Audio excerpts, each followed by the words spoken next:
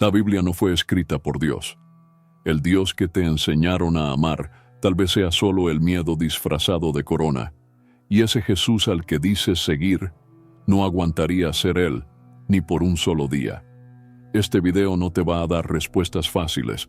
Te va a mostrar por qué tu fe pudo haber sido moldeada por quienes nunca se preocuparon por tu libertad, solo por tu obediencia. Pero si tienes el coraje de escuchar hasta el final, quizás por primera vez despiertes.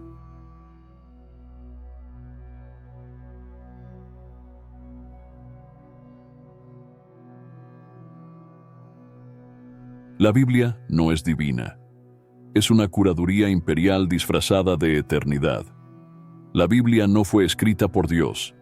Fue editada por imperios, seleccionada, traducida, mutilada y canonizada por comités y concilios que decidieron, según sus intereses políticos, qué debía entrar y qué debía ser olvidado.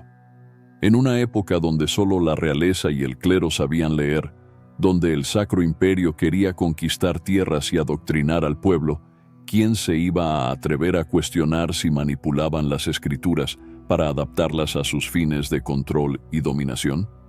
Exacto, nadie. Eso que hoy llamas sagrado pasó por manos manchadas de sangre, por salas de poder y por estrategias de sometimiento.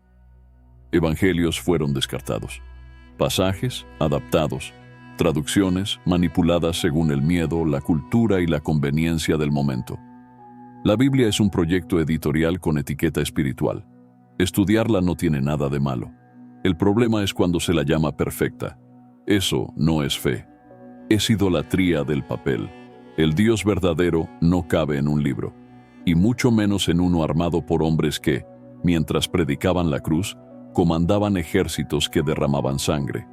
Lo que tienes en las manos no es la voz de Dios, es lo que quedó, revisado, filtrado y aprobado por quienes entendieron demasiado pronto que controlar el texto era controlar al pueblo. Dios nunca necesitó tinta, pergaminos ni traducciones para hablar. Pero los emperadores, sí. Por eso canonizaron el control y lo llamaron palabra divina. La ilusión de que la Biblia es una fuente pura e inmutable dice más sobre la necesidad humana de certezas que sobre la verdad misma. Las escrituras que hoy muchos cargan como absolutas fueron moldeadas en mesas de negociación donde la espiritualidad era solo un telón de fondo para acuerdos entre poderosos. El Concilio de Nicea, por ejemplo, no fue una reunión de santos buscando la verdad, sino de políticos y religiosos decidiendo qué debía o no formar parte de lo que llamarían sagrado. Textos fueron eliminados no por ser superficiales, sino por ser demasiado subversivos. Evangelios como el de Tomás fueron ignorados porque hablaban de autonomía espiritual, y la autonomía es lo último que un imperio quiere que tengas. Historiadores como Bart D. Ehrman, uno de los mayores expertos en crítica textual del Nuevo Testamento, demuestran que los manuscritos bíblicos tienen miles de variantes, y no existe una versión original. Lo que lees hoy es el resultado de capas y capas de reescrituras, traducciones sesgadas e interpretaciones moldeadas por el miedo, la cultura y la política de cada época. Incluso palabras como infierno, Satanás o Trinidad fueron insertadas en contextos que ni siquiera existían en los idiomas originales. La idea de que el texto es infalible es una construcción moderna, alimentada por siglos de adoctrinamiento e ignorancia institucionalizada.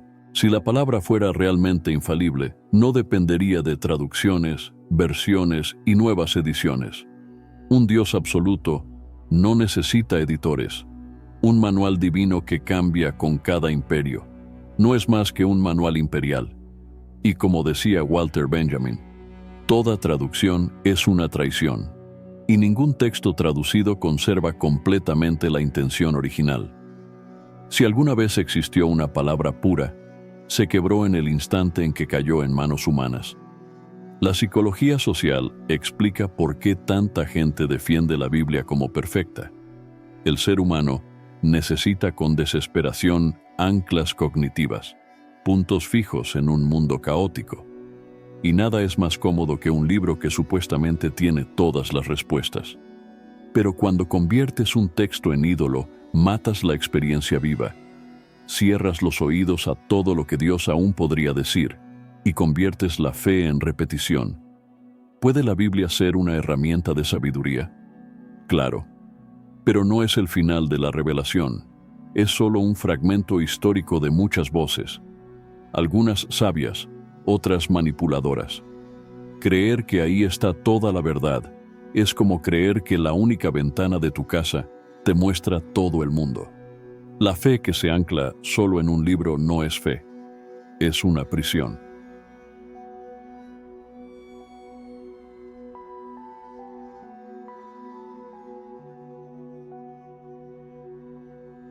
Dios no fue revelado, fue diseñado, proyectado a imagen del miedo humano, moldeado a lo largo de los siglos por hombres que entendieron que, para controlar cuerpos, primero había que dominar mentes. Y la forma más efectiva fue crear una entidad invisible, omnisciente, con autoridad absoluta y una obsesión patológica por la obediencia. Un Dios que castiga a quien piensa, que reprime a quien se atreve, que vigila incluso tus pensamientos y exige adoración eterna. Eso no es espiritualidad, es vigilancia emocional con sello divino. Tú no tienes una relación con lo sagrado. Vives bajo un régimen mental donde la culpa te paraliza, el miedo te domestica y la adoración se volvió una moneda de cambio para no terminar en el infierno. Ese no es el Dios real. Ese es el reflejo del ser humano en pánico frente a lo desconocido, intentando explicar el caos con una cara, una voz y un libro. El Dios que te vendieron y te enseñaron a amar es el mismo que te impide volverte peligroso. ¿Dios necesita ser adorado o solo es el ego mejor protegido de la historia? En realidad, necesita ser enfrentado con conciencia, no con rodillas en el suelo. Porque quien se arrastra por miedo jamás conocerá lo divino, solo al dueño de la correa. ¿Por qué un ser perfecto exigiría adoración eterna de criaturas frágiles, rotas e insignificantes? Un Dios que todo lo ve, todo lo sabe, todo lo es, pero que aún necesita ser halagado día y noche para sentirse completo. Eso no suena a divinidad, suena a ego. Y si Él es absoluto, ¿por qué no le basta con ser? ¿Por qué necesita aplausos de seres que ni siquiera pueden dominar sus propios impulsos? La verdad es que quizás no sea Dios quien exige adoración, sino el sistema que usa su nombre. Porque un Dios obsesionado con la reverencia eterna parece más preocupado por ser aceptado que por ser comprendido. Y eso no es divinidad. Eso es carencia con corona. O la adoración es una invención humana para mantener el orden a través del miedo, o Dios es mucho más frágil de lo que te han hecho creer. Y si es así, entonces tal vez lo que llaman fe no sea más que sumisión a una figura diseñada para alimentar culpa y obediencia. No amor. Dios no necesita tu alabanza, pero quienes hablan en su nombre necesitan tu adoración para mantener su trono en pie. Lo llaman Dios, pero describen a un dictador cósmico, uno que debe ser temido, obedecido y alabado 24/7, bajo amenaza de fuego eterno. Eso no es divinidad, es chantaje espiritual con marketing de eternidad. La psicología moderna, especialmente desde la perspectiva de la psicodinámica de Freud y el análisis existencial de Rollo May, nos enseña que los seres humanos proyectan sus inseguridades más profundas en las figuras que idolatramos. Y quizás no haya una proyección más fuerte que la idea de Dios. Un Dios moldeado como espejo de nuestras neurosis más primitivas, la necesidad de control, el miedo al abandono, la búsqueda de aprobación. Ese Dios, hecho a medida para nuestro desespero, se convirtió más en un arquetipo funcional que en una expresión genuina de lo divino. Nietzsche lo dijo claro: Dios ha muerto. Y no se refería a que lo sagrado desapareció, sino a que el concepto institucionalizado de Dios, ese que mantiene rebaños obedientes y estructuras rígidas, había perdido su valor como verdad. El Dios moralista controlador y vanidoso, no es fuente de libertad espiritual. Es un espantapájaros teológico diseñado para frenar la transgresión, generar culpa antes del error y miedo antes de decidir. La neurociencia de la espiritualidad, como lo explora el Dr. Andrew Newberg, muestra que las experiencias profundas de trascendencia no suelen ocurrir dentro de sistemas de miedo y vigilancia, sino en estados de entrega, contemplación y conexión interior, donde el Dios real se siente, no se teme. La verdadera divinidad no grita órdenes, susurra sentidos, no exige rituales, provoca revelaciones. Lo que está en juego aquí no es negar lo divino, sino desenmascarar el simulacro que han puesto en su lugar. El Dios del sistema es el gran gerente celestial. Cobra impuestos emocionales, vigila comportamientos y reparte premios y castigos con lógica de mercado. Es una figura que se parece más a un dictador invisible que a un principio de amor incondicional. Y cuando empiezas a creer que la vigilancia constante es señal de cuidado, ya te volviste cómplice de tu propia prisión. La espiritualidad auténtica no comienza con un Señor, te adoro. Comienza con ¿quién eres tú, más allá de lo que me dijeron que eres? Porque mientras sigas tratando a Dios como patrón y a la fe como contrato, vas a confundir opresión con disciplina y miedo con devoción. Tal vez lo verdaderamente sagrado no esté arriba, sino dentro, y tal vez no te pida que te arrodilles, sino que te levantes.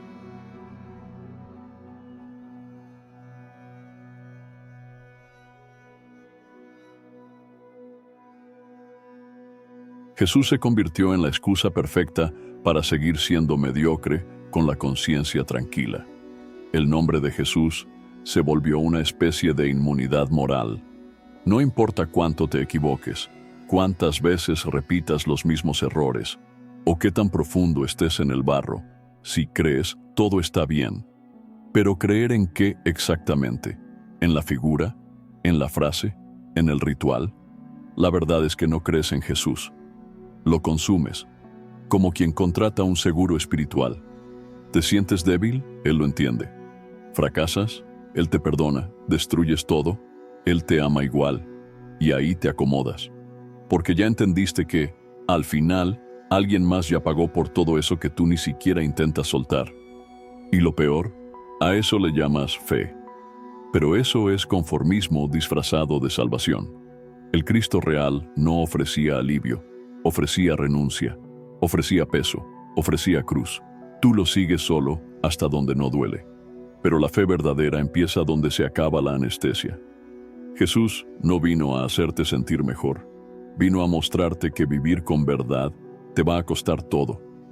Y si crees que Él murió para que tú pudieras seguir igual, entonces no lo sigues.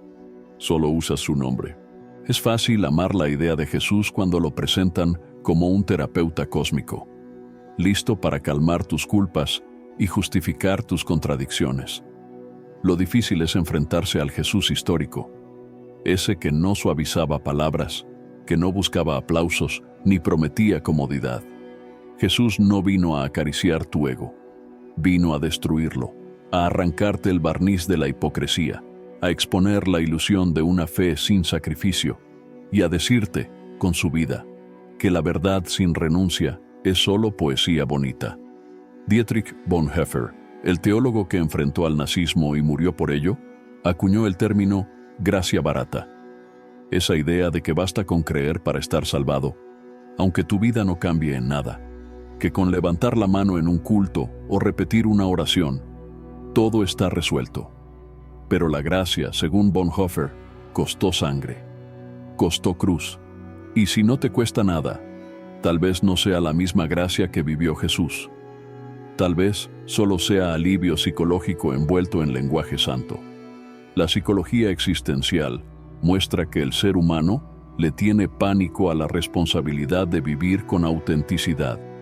La mayoría prefiere un sistema que calme la conciencia a una verdad que destruya las máscaras. Jesús era lo contrario. Él rompía la superficie, incomodaba a los que vivían de apariencias. Dejaba claro que seguir el camino del amor verdadero, de la integridad radical y de la lucidez espiritual implicaba perder el confort de la aprobación social, el aplauso de los templos y el respaldo de los líderes religiosos. Carl Jung decía que nadie se ilumina imaginando figuras de luz, sino haciendo consciente la oscuridad. Jesús hizo exactamente eso. Volvió visible la oscuridad. Y al hacerlo, se volvió insoportable. Porque cuando alguien vive con una coherencia que amenaza al sistema, no lo canonizan, lo eliminan. Y por eso, hasta el día de hoy, el nombre de Jesús es más aceptado que su ejemplo. El nombre lo puedes usar. El ejemplo exige morir a ti mismo. Tú dices que crees en Jesús. Pero tu fe termina justo donde empieza el malestar.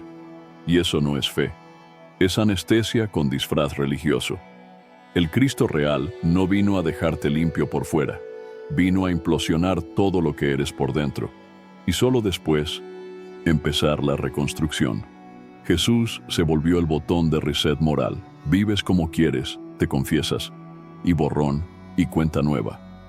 Pero la vida no tiene botón de reinicio, tiene elecciones y tiene consecuencias. La fe no es un certificado de inocencia, es una sentencia de transformación. Erich Fromm advirtió sobre los peligros de la fe de sumisión, esa que solo exige obediencia ciega, sin reflexión, sin acción, sin compromiso real con el cambio interior. Para él, la fe verdadera es activa, cuestionadora. Exige que el individuo se involucre con su propia evolución, no que se esconda detrás de dogmas prefabricados. La fe que no se arriesga, que no confronta, que no incomoda, es solo una cortina de humo. Una manera cómoda de mantener el caos interno bien disimulado bajo rituales y frases decoradas. Y por eso, el nombre de Jesús vende tanto, pero su práctica auténtica asusta, porque exige responsabilidad, exige decisión, exige morir a lo que fuiste y nacer de nuevo, no en la emoción de un culto, sino en la soledad del verdadero enfrentamiento interior. El verdadero encuentro con Cristo no pasa bajo luces de escenario. Pasa cuando se cae tu máscara, cuando se derrumba tu zona de confort y finalmente entiendes que seguir a Jesús no es cargar un nombre, es cargar una cruz.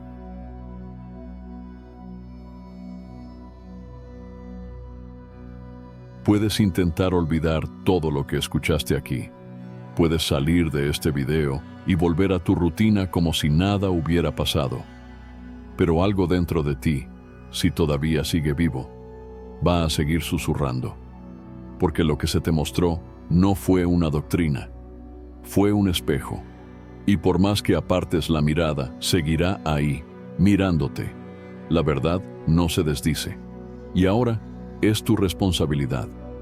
Fuiste expuesto a la construcción de la Biblia como instrumento de poder, a la imagen de Dios como reflejo del miedo, y al nombre de Jesús como anestesia espiritual. Nada de esto fue hecho para destruirte, sino para despertarte, porque nadie crece mientras está dormido. Y quizás, solo quizás, has vivido hasta ahora en un trance religioso, llamando fe a lo que en realidad era miedo y conformismo. Nietzsche decía que la verdad es como un fénix. Necesita arder y morir antes de renacer con vida. Y tal vez eso es lo que está pasando ahora mismo dentro de ti. Una incomodidad, una ruptura, un fuego interno quemando todo lo que aceptaste sin cuestionar. Si es eso, no lo apagues, déjalo arder, porque solo después de las cenizas nace una espiritualidad auténtica. Este video no fue hecho para gustarte, fue hecho para atravesarte. Y si lo logró, entonces ya cumplí mi parte. Ahora empieza la tuya. Tienes dos opciones: negarlo todo y volver a esconderte en la comodidad de la repetición, o enfrentar lo que este mensaje despertó en ti. Y si tienes el coraje, escribe en los comentarios lo que esto te provocó. No con frases hechas, sino con honestidad. Tu verdad podría ser justo lo que despierte a alguien más. Si esto tocó algo dentro de ti, deja un like. no es solo un gesto de apoyo, es la forma más directa de hacer que este contenido llegue a quienes también están listos para despertar. Suscríbete al canal y activa la campanita. Aquí no vas a encontrar anestesia espiritual, vas a encontrar espejos, y los espejos nunca mienten.